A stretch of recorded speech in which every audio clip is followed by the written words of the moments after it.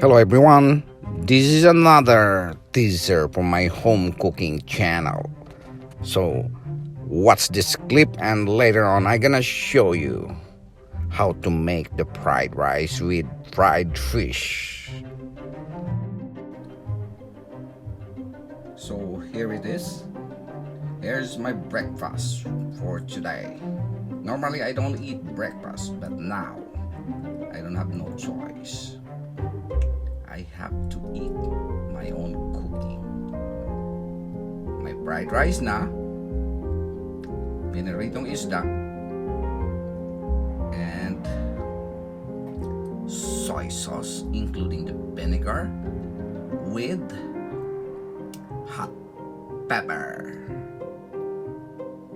I will love my food this morning.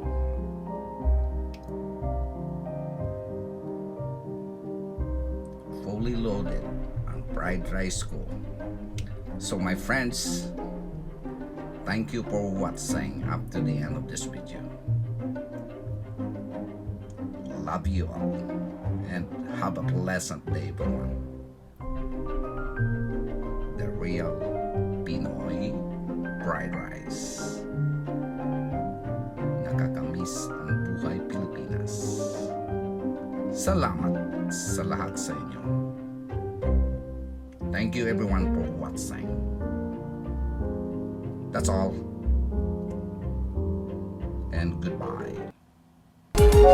Thank you everyone for watching, and please don't forget me to give me a thumbs up, and if you're not subscribed to my channel yet, please do it now so that you will be notified on my next video. See you and thank you very much for watching. Goodbye.